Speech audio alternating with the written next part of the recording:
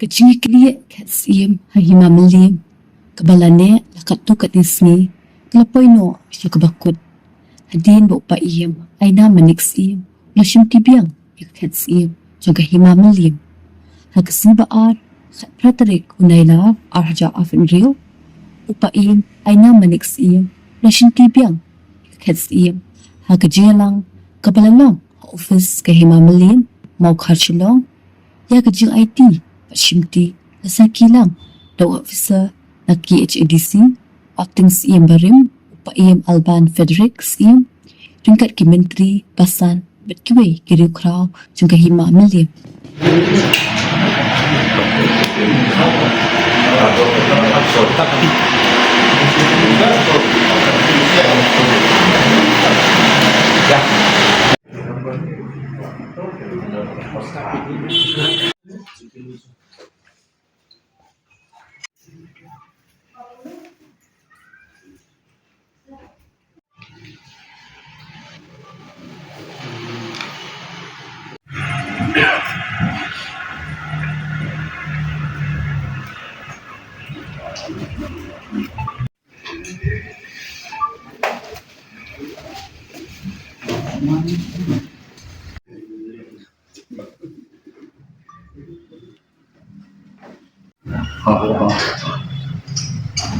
Ni idang kita jumpa tidak sponsor dia kendor.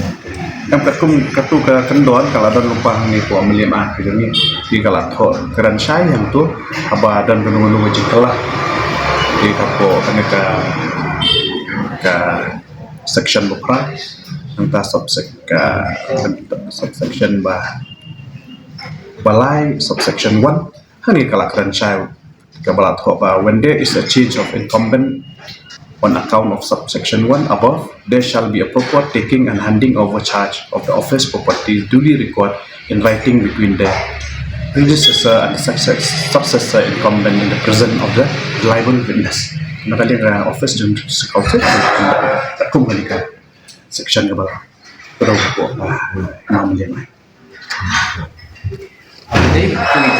Itu nakalian dong mantan nampak tadi. Ini sampai ini pakai mengaruh dan hadiah kawan di dalam tas teknisi dengan spek kayak supporting documents nggak sudah spek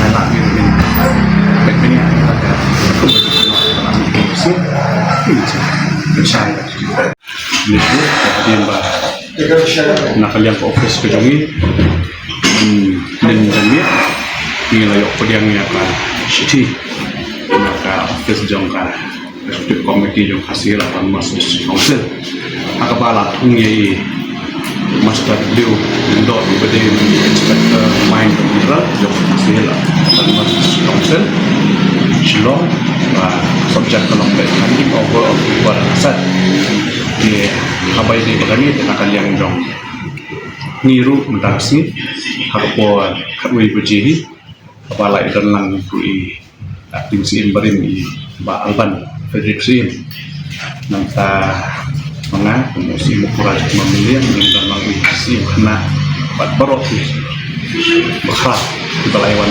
pilang kanika mansan mentarasi kanika undertaking ke ba makakre takum kanika syiki ke ba laan dan council dia apa iba